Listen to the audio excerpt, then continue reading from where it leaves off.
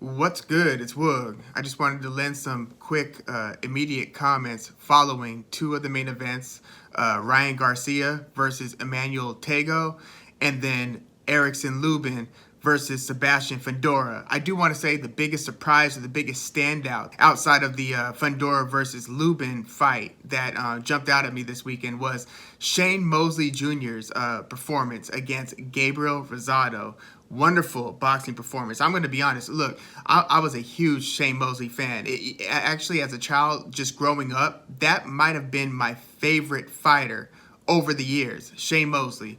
But, I kind of counted his son out like a few times, just kind of thinking that his ceiling was not like anywhere near elite and thinking, okay, he can push a professional career, but, a relatively marginal one. I sold him short a few times. And his performance today against, yes, an aging Gabriel Rosado, look, if it was that obvious or if that was supposed to happen, the betting odds would have been way different. So this was an exceeding of expectations for Shane Mosley Jr., and that should be acknowledged. Huge win over Gabriel Rosado. Very good defensive boxing, just use of the jab, control of Rosado's position just with that jab. And I mean, it was crisp in the early, middle, and late rounds. So yeah, hats off to Shane Mosley Jr. for that performance. It's gonna make me keep my eye on him that much closer, I'll say that. But I'm going to talk about Ryan Garcia versus Emmanuel Tagoe quickly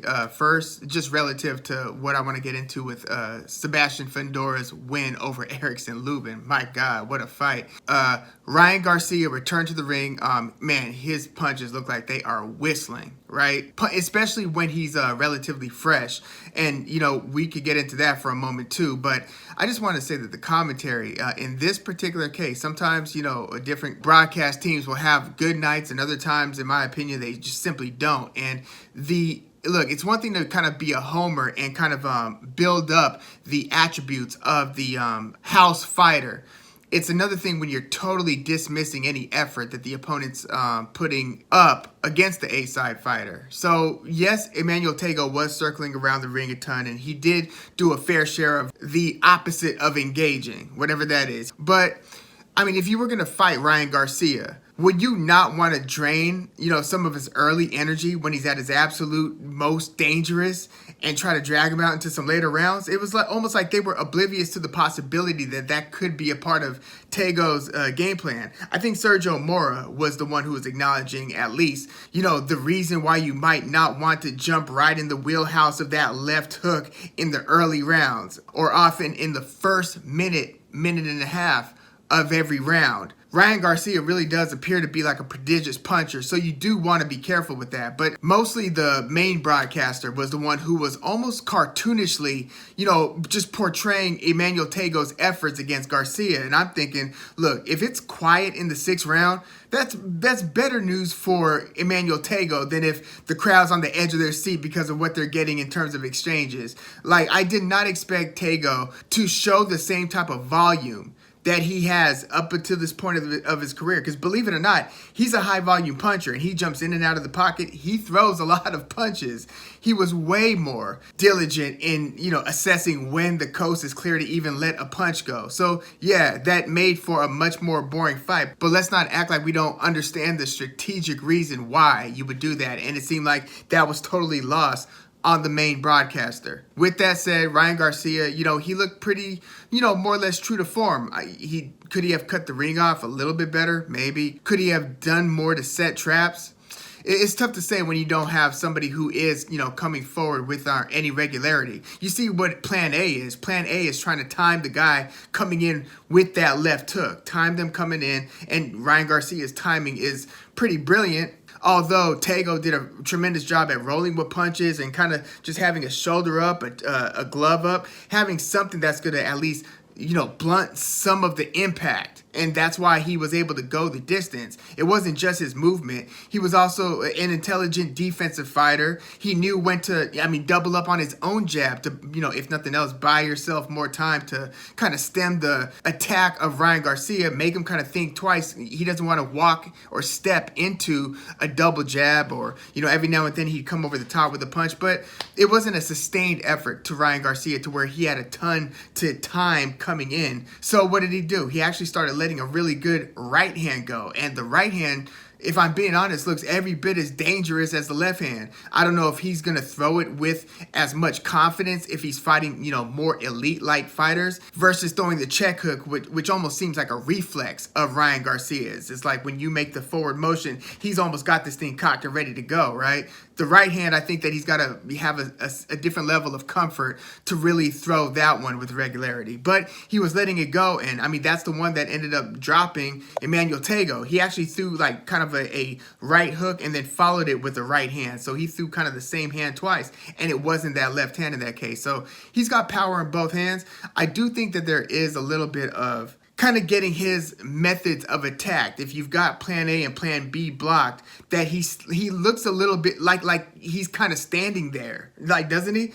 He's pretty tall for the division to begin with, and this fight wouldn't be the tell-all to see where he's developed defensively, right? Because Tagoe wasn't pouring on the offense, but it looks like if this check hook doesn't have anything to time coming in, and this right hand isn't just going to vanquish you. It can if he times you and catches you when he throws it, and he can lead with it. So that's a good thing for him. And he was doing different types of feints to try to set it up, but he didn't look super multi-dimensional beyond those two monstrous weapons. Like his jab is relatively underdeveloped, and he's acknowledged that he needs to get better with the jab, but he really needs to get better with the jab, because in a lot of these fights, if he doesn't knock the guy out or down in the early rounds, and he clearly can knock anybody down or out, but if it goes into the middle and late rounds, you need to start bringing different tools out of your toolbox. And we have seen him stop, Luke Campbell in the middle rounds, but it was probably good for Ryan Garcia to have to go the 12-round distance in this case. This is the first time that he's had to go the 12-round distance. He's done 10. But yeah, quality win for Ryan Garcia. He wasn't met with the most resistance, but, I thought that he was going to get a late stoppage. He ended up getting no stoppage. He got a knockdown. He hurt him another couple of times. There were a couple of times early I was like, ooh, I do not see this one going into the middle rounds because of how dangerous Ryan Garcia looks in the early rounds. And Tagoe, you damn right he was moving. But yeah, pretty crafty fighter, and he brought it the distance. So where does Ryan Garcia go from here?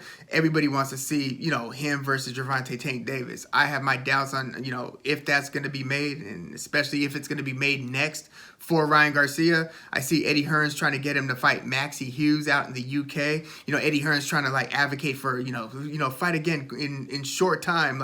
Don't wait for another 7-8 months. And Eddie Hearns isn't even his promoter. He's just trying to look out for his 135 guy because they're short on 135 guys.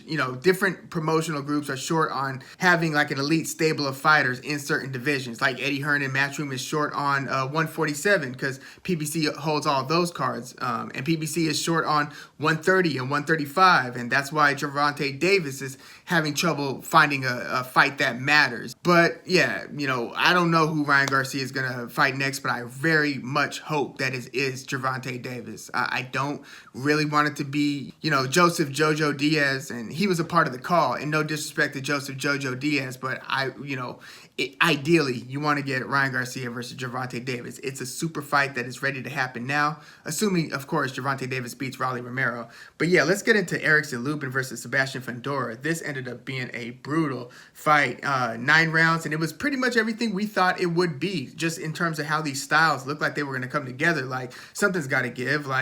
Erickson Lubin likes to come forward and destroy the body and, fight in, boxing range, not long range, but technical arm's reach length and in, so then he could go to the body. And he's fighting somebody who is, if he's 5'9", then 6'6" is a 9-inch height advantage. So you're gonna have to close the distance on somebody who wants you to close the distance so he could fight his style of fight, which is in close range too. So yeah, it was one of those things where unless one of these leopards changes his spots and all of a sudden Sebastian-Fundora becomes like a sticker and mover and totally just changes his game for the sake of this particular matchup against Erickson Lubin, then we should get something pretty damn interesting here. And we did. It was a case of, yeah, I feel like Erickson Lubin won like this round or that round or that round. I mean, he was up on 2 of the 3 judges' scorecards at the time of the 9th round stoppage. And Lubin got dropped in like the 2nd round. And it was like a bad knockdown too, where he got, kind of splattered. He didn't see that little,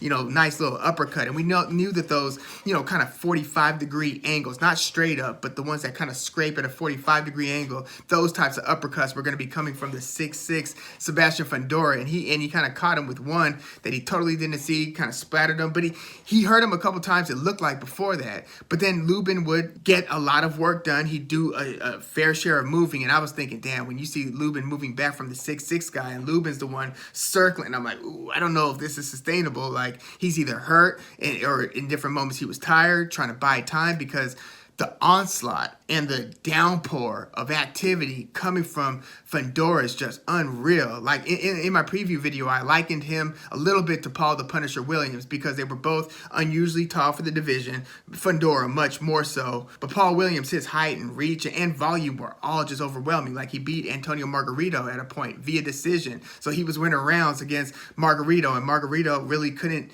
stem the tide of that just avalanche of activity. And I mean, it's the inferno. He's a cyclone, man. And it's like, if you're not hitting him, like in that moment, you better as hell be covering up or stay the hell out of the way. Or, you could say move laterally, but, Fundora is actually pretty good at taking like the one step to like in those close quarters where it's a lot of the subtle angles where like Errol Spence will step just outside of a range so he could get like a hook off to the body. But Sebastian-Fundora, for being as tall and lanky as he is pretty good at getting his feet to kind of go like that with the guy who's trying to circle and get the angle on him. Like, and while he's stepping, he's throwing punches still, like 5-6 punch combinations. So it just becomes this treadmill from hell that he's putting the opponent on. And yeah, Erickson Lubin, even if he was winning majority of the rounds at that point, it just seemed like when somebody was really in trouble, except for when Erickson Lubin dropped Fundora in the 7th round. Brilliant effort, man. Like, he's got a lot of heart to be fighting as hard as he was, but even when he was doing well,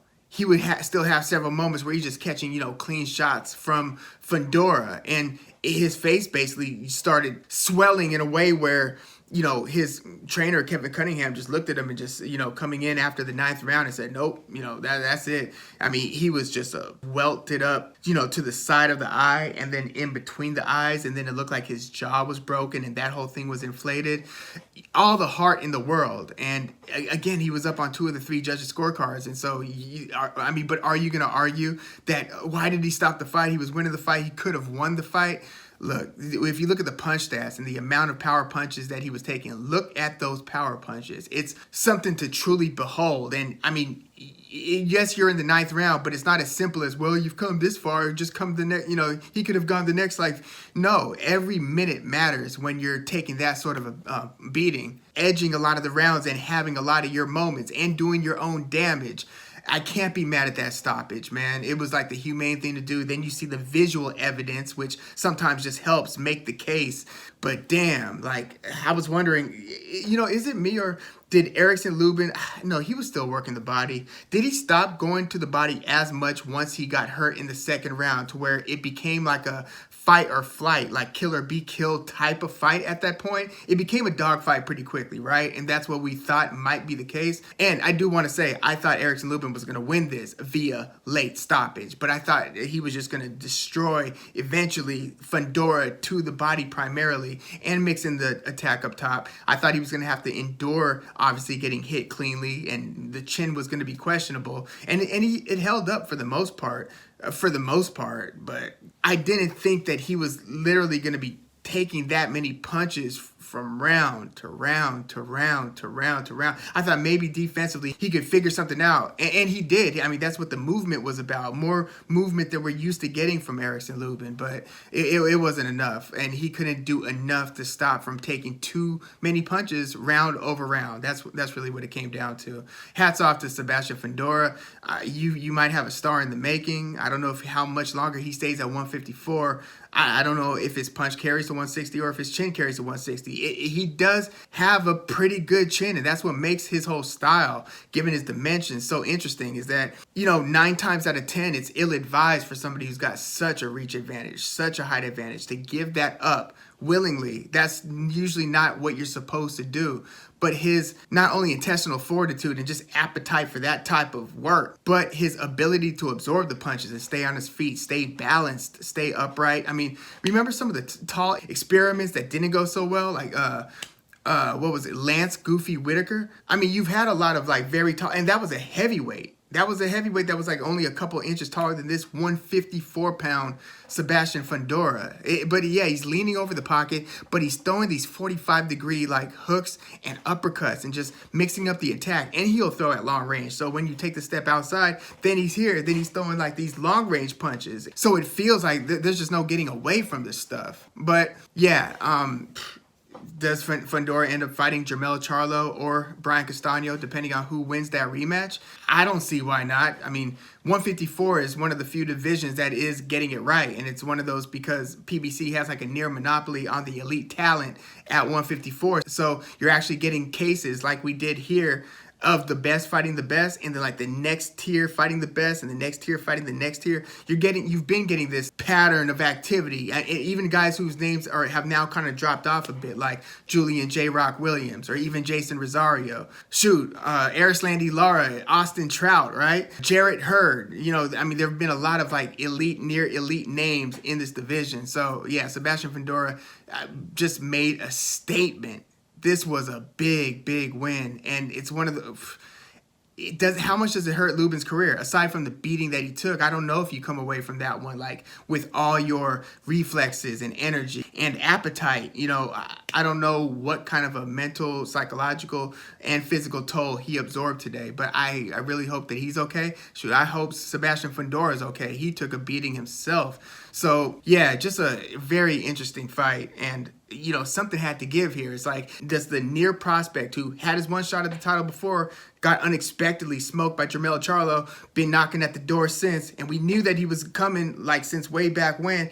Everybody knew he was technically sound. Everybody knew he was dangerous to the body. Chin became a question, but it was like, what is it going to give here? Is it going to be the prospect who's just on this upward surge, or is it going to be the near elite contender who's been knocking at the door? And I mean, we got our answer today, so we'll see how matchmaking is done for Fundora, whether he does get that shot against the winner of those two, and then where Erickson Lubin goes from here. I really want to see him take some time off after this one. This was particularly tough. But yeah, let me know what you think. Oh, by the way, Tony Harrison, nice performance against Sergio Garcia. Much needed. Like, couldn't have come at a better time, especially after fighting to an unimpressive draw in your last fight, since losing the title that you had just won from Jermell Charlo to Jermell Charlo, then fighting that draw after that in a fight that you were pretty much supposed to win, just in terms of how you've been building your elite, near elite career in the past several fights.